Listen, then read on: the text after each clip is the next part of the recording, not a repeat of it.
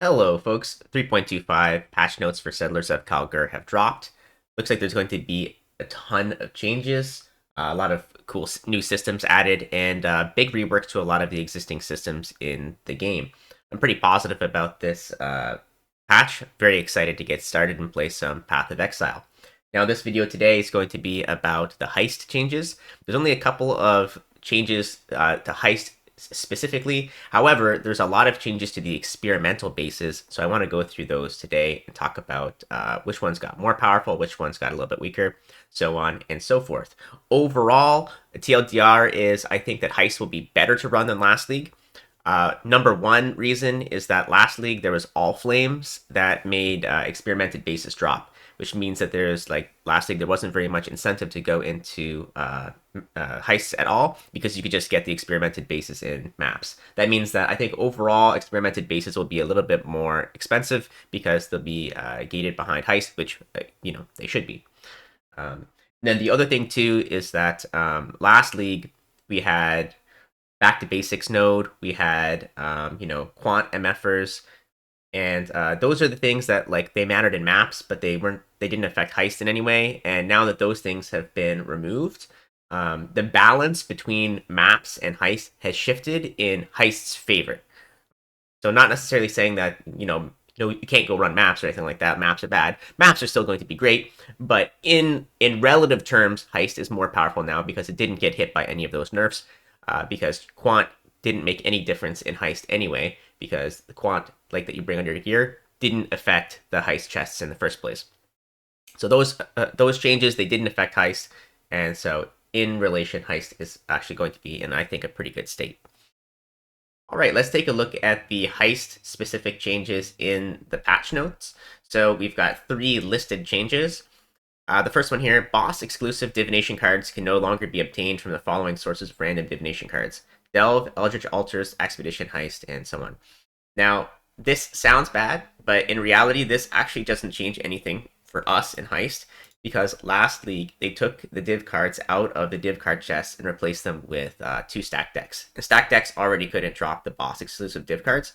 So as far as I can tell, I think this is actually basically a non-change for Heist. It might impact a lot of these other leagues, league content, but it's not going to impact Heist in a significant way.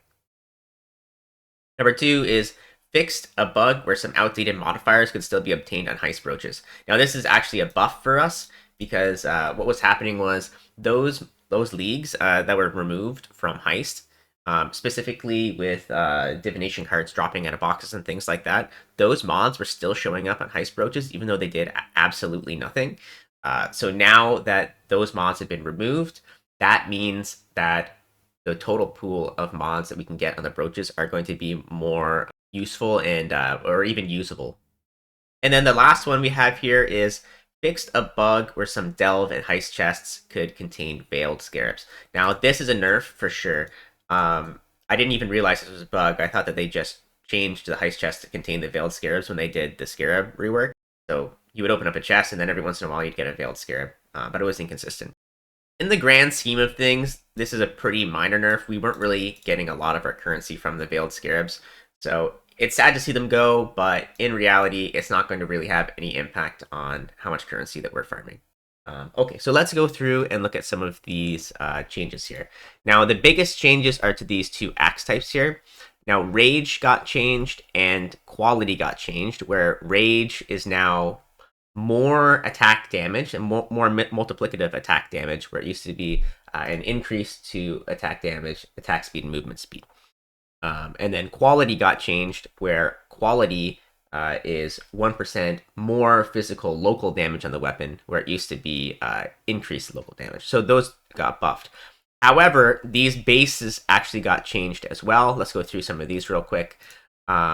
Apex Cleaver now deals 78 to 121 physical damage, briefly 71 to 111. So it's slightly more base physical damage.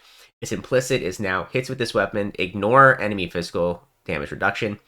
And that was previously 40% maximum quality. So that's this one here. So obviously that's a pretty big nerf. If this had remained 40% maximum quality, that would be just a straight up 40% more multiplier on this cleaver. I think that this cleaver can still see use with that line, but I don't think that it's as good as it would have been if we had this line here. All right, and then we're looking at the Psychotic Axe. All right, Psychotic Axe says the Psychotic Axe implicit modifier is now gain 5 rage on melee hit, previously plus 20 maximum rage. Now, obviously, maximum rage would have been better because that's a more damage multiplier. However, 5 rage on melee hit is a very large amount of rage on melee hit. And if you get into a build that's consuming rage, this could definitely be an option. So while I think the Apex Cleaver kind of got the short end of the stick, I think the Psychotic Axe is still usable and potentially better than it was before. I think 20 maximum rage in the old system is probably worse than 5 rage on hit in the new system, where rage is actually very, very valuable.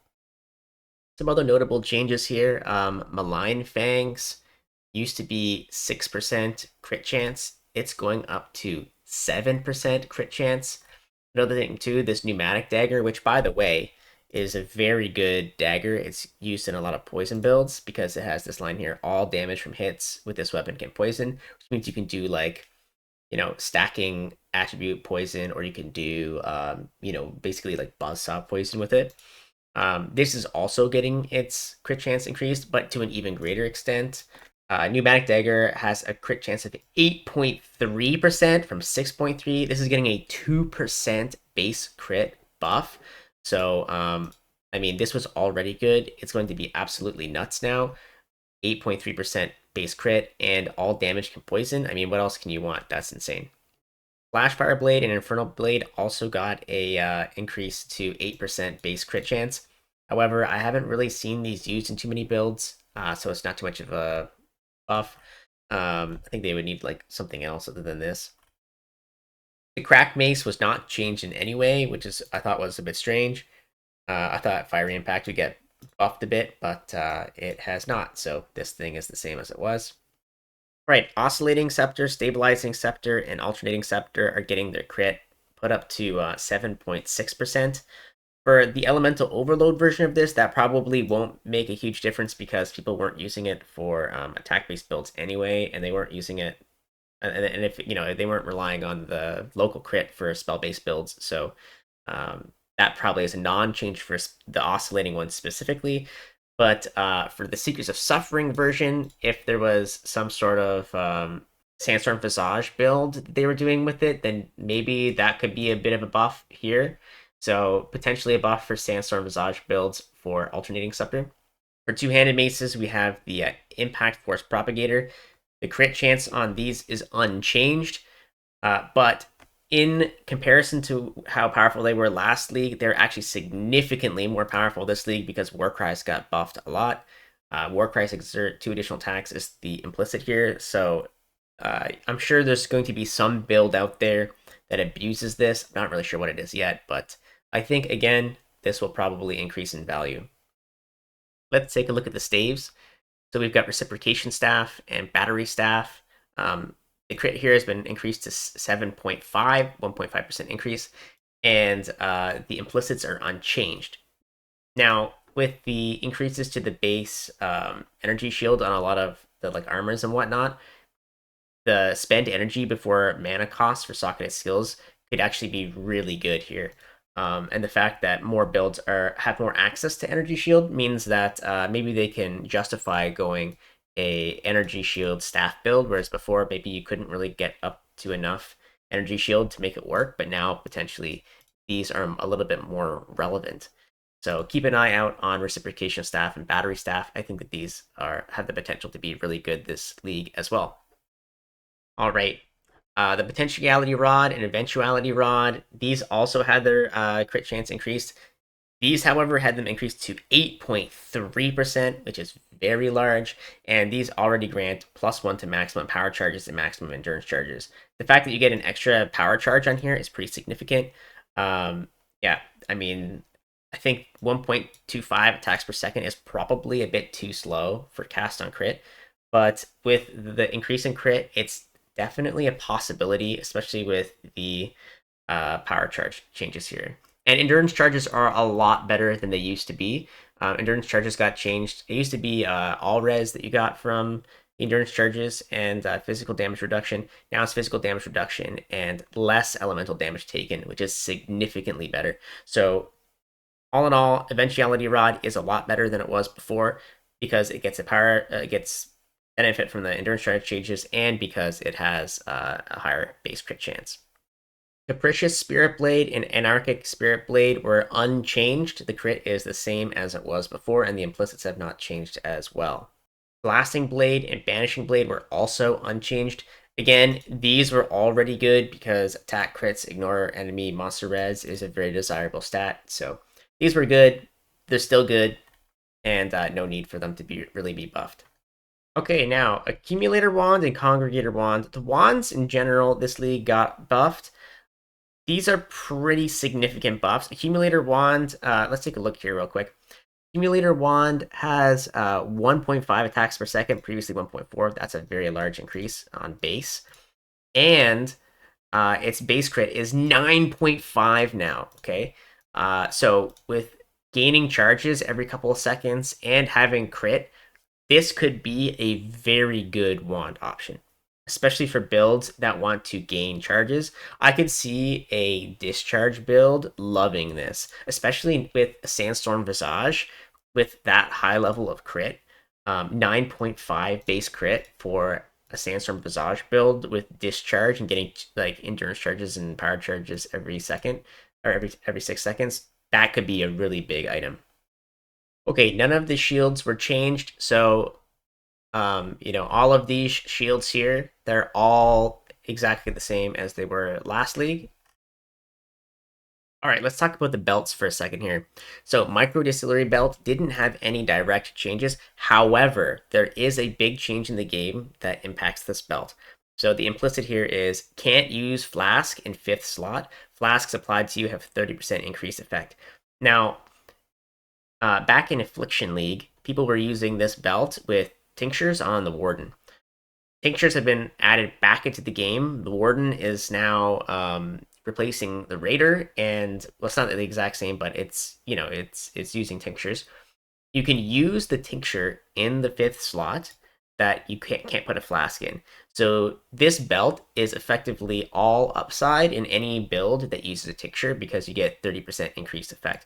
The only downside is that there's some like adjacency bonuses with tinctures. Now I'm not sure how they're going to work in this iteration of tinctures. It could be different than what we experienced in Affliction, but yeah, this is going to be much, much, much more valuable than it was last league because you can actually make use of the 5th slot now. So big, big change for the Micro-Distillery belt. It was already good. It was already worth a lot of money when it dropped because 30% increased flask effect is really good. And it's even better now because of tinctures. Okay, let's talk about the amulets and rings. They were unchanged in the patch notes. This is great for us because Simplix Amulet was already our highest moneymaker. It'll still probably be our highest moneymaker. And yeah, it's a great drop. Depending on the new affix tiers, if life is affected in any way on amulets and rings, it could impact the price of these slightly, but it's probably too soon to tell, and we'll learn that more when we get into the game. All right, another thing that was not mentioned in the patch notes, but was mentioned in the live stream, is that we're going to be able to get these like shipments, and they'll have like a variety of different rewards. But one of the rewards that we saw here was contracts. And you'll want to get onto this, because eventually you could be bringing in shipments like this. This. So I'll just pause it here. Yeah, so this is like a whole page of item level 83 contracts. That's pretty nice. Potentially, I don't know how much like farming in the map you have to do to like get these shipments to go on, but if there's like ever a situation where you can send your ship off to get contracts and you can just take the contracts from the ship and then run heist, and then heist is dropping gold, and then you can send the guys out with the gold. Like I'm not really sure exactly how it's going to work, but There is a world where you don't even have to map in this league. You could probably just send off your boat to get more contracts, and then um, yeah, just run Heist endlessly. So this could be a huge benefit for Heist. This looks like it would be really nice in solo self-found for people who are trying to do Heist. That looks really cool. I like that addition a lot. All right, folks. So those are all the changes that I could find in the patch notes. If I missed anything, please let me know in the comments. And good luck on the upcoming league in 3.25. See you then. Peace out.